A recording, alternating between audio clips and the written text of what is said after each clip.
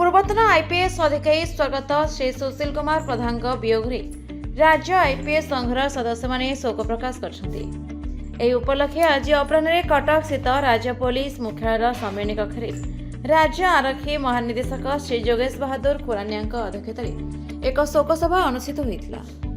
अवसर में स्वर्गत प्रधान फटोचित्र पुष्पांजलि अर्पण कर अमर आत्मार सद्गति निमंते नीर प्रार्थना कर राज्य आईपीएस संघ पक्षर स्वर्गत प्रधान परिवार वर्ग प्रति गभीर समवेदना ज्ञापन कर शोकसभा को संबोधन कर डीजीपी श्री खुरानिया कहते स्वर्गत प्रधान जड़े दक्ष कर्मठ और समर्पित आईपीएस अधिकारी भाव सारा राज्य में सुनाम अर्जन करते।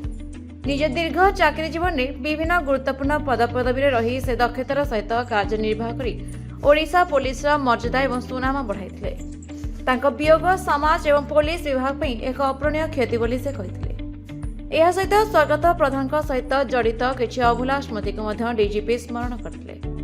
DGP crime branch Shri Vinaytosh Mishra शोकसभा उपस्थित रही कहते स्वर्गत प्रधान जड़े कर्मठ दक्ष एवं प्रभावशाली व्यक्तित्व अधिकारी थे।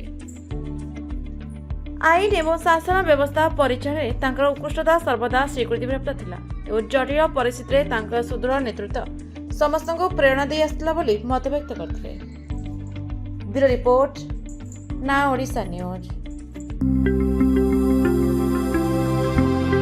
लेटेस्ट न्यूज अपडेट पाई www.nowodisha.com को लॉगिन करंतु।